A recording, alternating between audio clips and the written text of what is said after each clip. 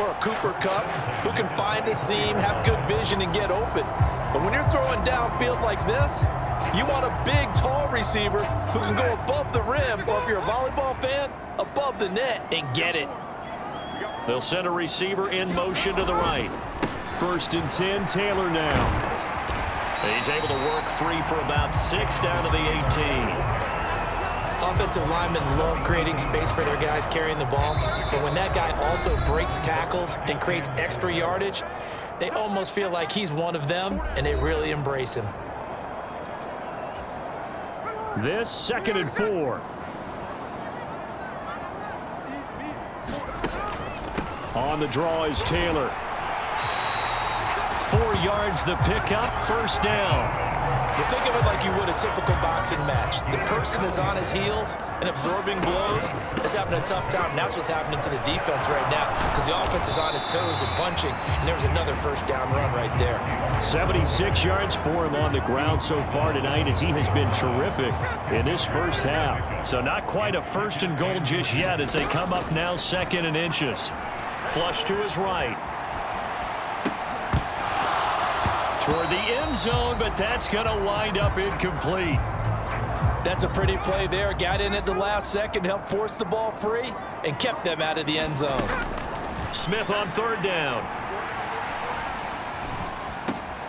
And that is caught. Touchdown, Denver. Khalil Shakir from 4 yards out. And the Broncos have taken a 2-touchdown lead now.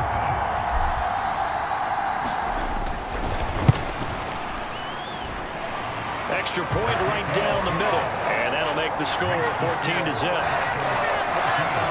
A drive that time of 6 plays, and it was all polished off with a Khalil Shakir touchdown catch. The Broncos kickoff unit out there to kick this one away. Austin elects to bring this out of the end zone. And ultimately, he stopped right where he would have been if he had simply gone down to a knee at the 25. The Minnesota offense about ready to get this next drive underway. And Charles, we'll see what they can do here. Not a ton of time left, but enough. Into double coverage, and it's intercepted. Picked off by Jalen Ramsey, and they will set up shop in enemy territory at the 42-yard line.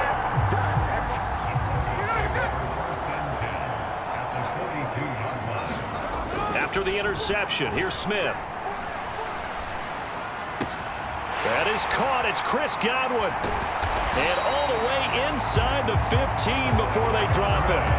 That's good for 28 yards. I think it all came together there. In-breaking route, drove it with excellent pace. Money throw right there to move the sticks. It was a 1st and 10 at the 14-yard line. They give to Taylor out of the gun.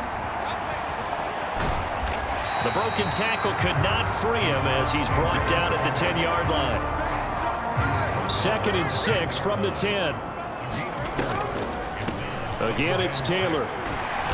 Showed off the toughness, but still corralled shy of the 5 at the 6. It's a pickup of 3 on the play, but with it, time has run out on the 1st half of play. So we come upon a look around the NFL. We'll have to wait for postgame because we are moving right through halftime and on to the 3rd quarter.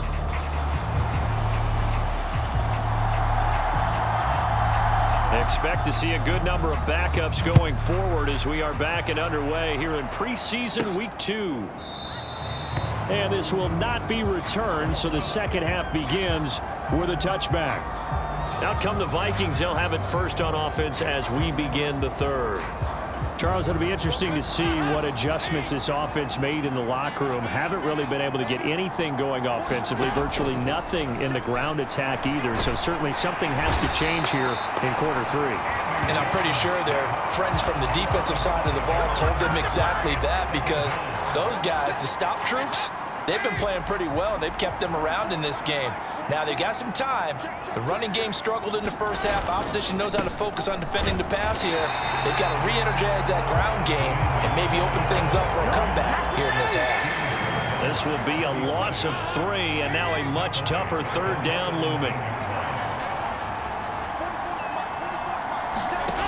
First try for the right arm of Dalton here. And that is incomplete. Oh, he had a defender right there with him to force that to the ground.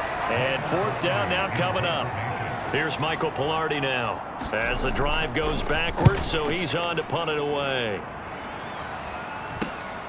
Let's take it at around the 40. A little juke. A pretty good punt, but a nice 13-yard return. And it'll be a short field for the Broncos as they take over 1st and 10.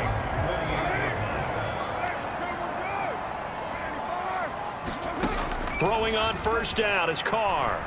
He's going to rifle one deep left side. And this nearly an interception, but it's incomplete. Well, a turnover really would have helped him there, but not to be. 2nd and 10 now. 3rd quarter action in Denver. On the counter, Davis Price shedding the tackle. 4 yards the gain, and it'll bring up a 3rd down. That 2nd down play call was not to pick up the 1st down. It was to accomplish what they did to get them into a manageable 3rd down because they had the incompletion on 1st down, so they were behind the sticks, so to speak. They needed to make up some ground, and they did. Buying time to his left. And brought down, but able to get it to their 30-yard line.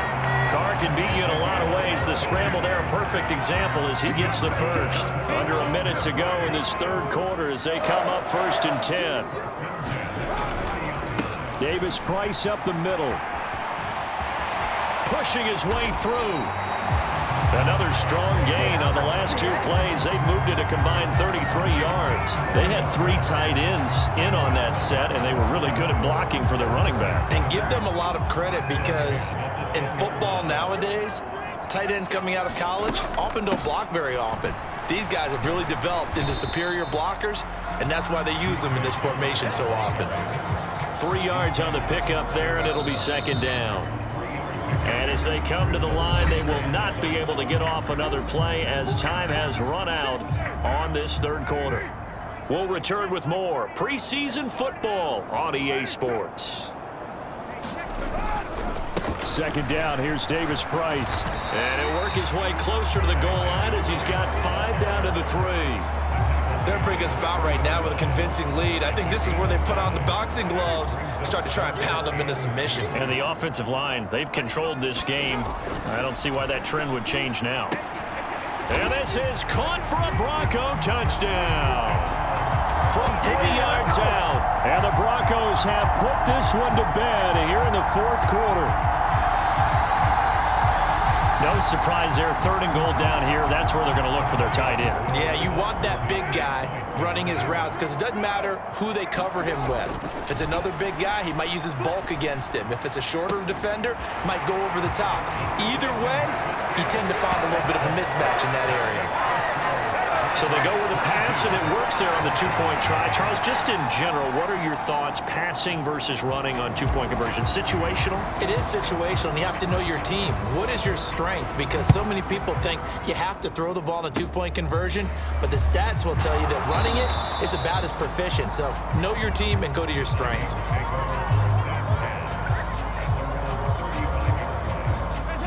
Here are the Vikings now to start their next drive. Well, it's been a struggle so far for this offense, Charles. It's not only that they haven't been able to put the points up, but really stringing yards together has been a real issue for them in this one. I'm so glad you brought up the yardage because I was thinking to myself, we've seen a lot of NFL games and we've seen our share of lopsided contests, but in almost all of them, both offenses have put up at least 200 yards in a game, but not in this one. This has been a display of offense that, frankly, I think the two of us have watched from behind our hands, trying to spread our fingers wide enough to actually see the result. From the gun, Dalton looks to throw. Able to find his... Now the ball comes loose. It's picked up by the Broncos. Oh, he's got a little daylight. And that might just cement it. A return for a late touchdown. So the defense forces the fumble. They get the score, and a guy on defense becoming offensive there, Charles. And you know they love that. Any guy on defense loves to pick up the ball and have it in his hands and try and score himself. In this case, that's exactly what happened. He'll be singing in the shower post-game. And this is going to be caught. So add 2 more to the lead as they continue to pour it on here in the 4th. Personally, I'd rather see him kick the extra point there than to go for 2, but it almost feels like there's a story within the story here. I mean, this isn't college. You know, size of victory, that matters in those games. Here, all you have to do is win by 1 point. That's all that you need. Instead, they go for it, get 2. You got some pretty ticked off folks on the other sideline now. Now a hit and a loose football. It's picked up by the Broncos. And his guys are going to get the football at the 37-yard line. Line of scrimmage, the 37 on 1st and 10. Give to Davis Price up the middle here. 41 yards rushing for him now. He's only carried the ball 4 times. For a lot of guys playing this game, there's no better feeling than running right through a tackle. He's able to lower his center of gravity and churn his legs for a really nice pickup. 1st down, and they go right back to Davis Price. This will be stopped about 2 yards shy of the marker. 8-yard gain, 2nd and 2. I like the call there because that was one to take time off the clock and get them closer to getting out of here with a W. In the mind of the play caller, all you want to hear is tick, tick, tick. And they'll bring him down at the 13-yard line. They'll grab 3 yards on the play, taking it himself for the 1st down.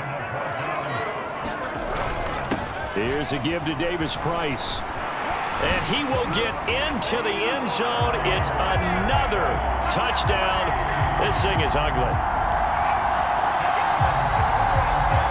And the Broncos once again going for 2. Carr will look to throw. And this one incomplete. So they went for the 2. They don't get it.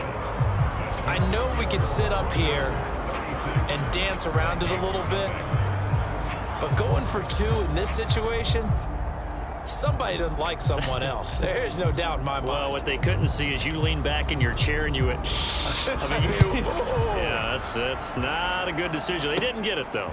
Yeah, I don't think you can just say, well, my kicker's hurt in this spot. No, okay.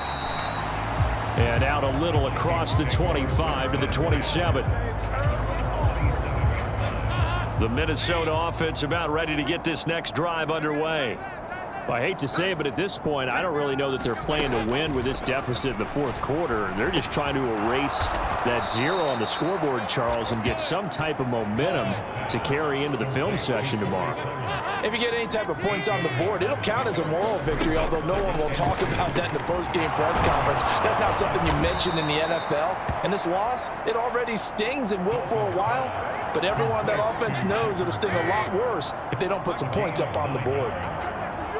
A 1st down throw coming for Dalton. Got a man. It's Kayshon Boutte. And he'll be taken down, but not before he works it past the 50.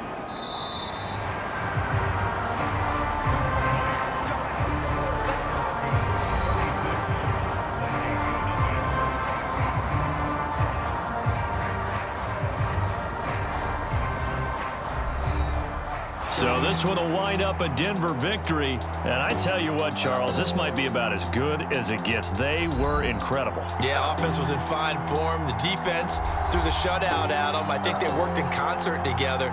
What I like about the offense was they held the ball pretty well. You know, time of possession, exactly what they were looking for in this one. And that helped out their defense. Didn't have to be out there the entire time.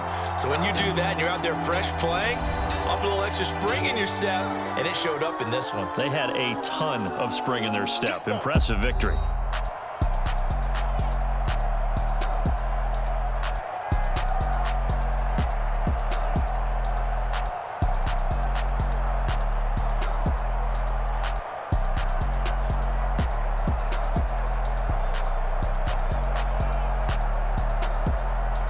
So that's a wrap for Charles Davis. I'm Brandon Gaudin. And this has been a presentation of the NFL on EA Sports. For more, check us out at easports.com. The Broncos are winners as we say so long from Denver.